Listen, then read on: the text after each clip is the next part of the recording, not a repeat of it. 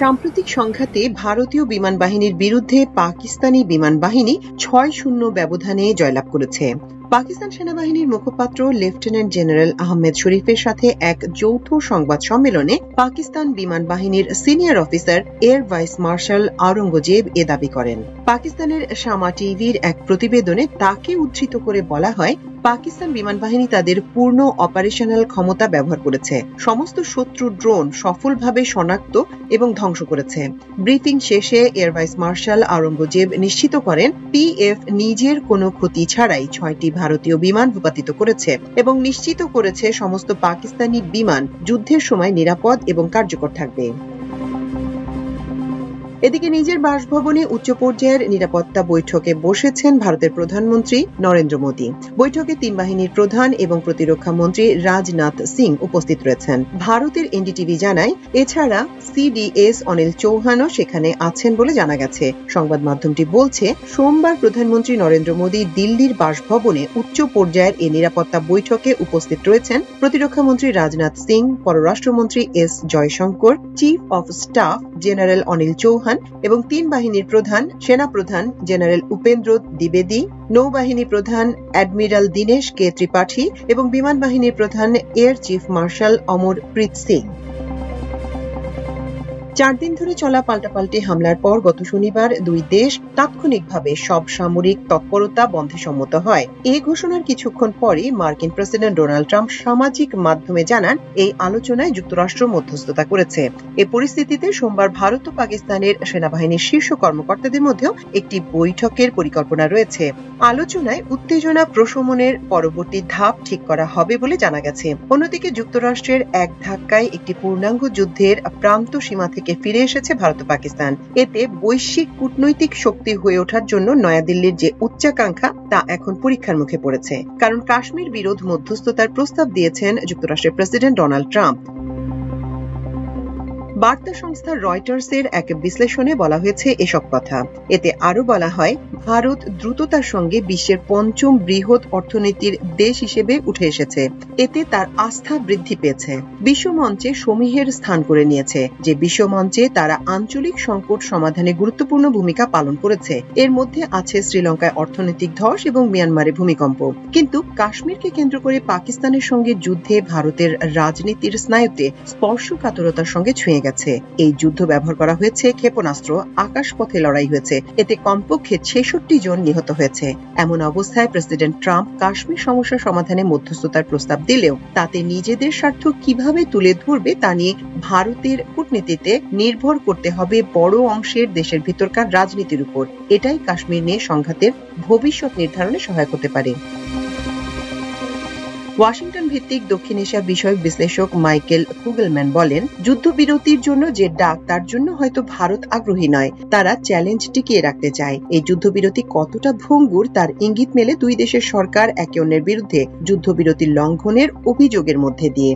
Kugelman বলেন, উত্তেজনা যখন চরম ছিল তখন সে সময় তড়িঘড়ি করে যুদ্ধবিরতি ঘোষণা করা হয়েছে। এরপর রোববার ট্রাম্প বলেছেন, যুদ্ধবিরতির পর তিনি এই দুটি বড় দেশের সঙ্গে বাণিজ্য উল্লেখযোগ্যভাবে বৃদ্ধি করতে যাচ্ছেন। এই যুদ্ধ যখন শুরু হলো তারপর থেকে ভারতের প্রধানমন্ত্রী নরেন্দ্র মোদী এই নিয়ে প্রকাশ্যে কোনো মন্তব্য করেননি। কাশ্মীরকে ভারত তার দেশের অবিচ্ছেদ্য অংশ মনে করে। এই নিয়ে তারা কোনো আলোচনায় রাজি নয়, এমনকি তৃতীয় কোনো পক্ষের মধ্যস্থতা পর্যন্ত মানতে রাজি নয়। হিমালয়ের পাদদেশে এই কাশ্মীরের পুরোটাই ভারত এবং পাকিস্তান দাবি করলেও এর কিছু অংশ ভারত আর কিছু অংশ পাকিস্তানের নিয়ন্ত্রণে রয়েছে। এটা নিয়ে দুই দেশ দুদফায় যুদ্ধ করেছে। এছাড়া অনেকবার সংঘাত হয়েছে। তাতে ভারত দাবি করেছে কাশ্মীরে পাকিস্তানের মদতপুষ্ট বিদ্রোহীরা অবস্থান করছে। ভারতের এই অভিযোগ প্রত্যাখ্যান করে পাকিস্তান। ভারতের প্রতিরক্ষা বিষয়ক বিশ্লেষক ব্রহ্ম চেলানি বলেন, মাত্র ৩ দিনের সামরিক অভিযানের পর যুক্তরাষ্ট্রের প্ররোচনায় অভিযান বাতিল করতে রাজি হয়েছে ভারত। এতে কাশ্মীর বিরোধের দিকে আন্তর্জাতিক দৃষ্টি আকর্ষণ করেছে ভারত। পাকিস্তানের সীমান্ত দিকে যে উগ্রপন্থা আছে সেই সংকটের দিকে দৃষ্টি আকর্ষণ করতে পারেনি।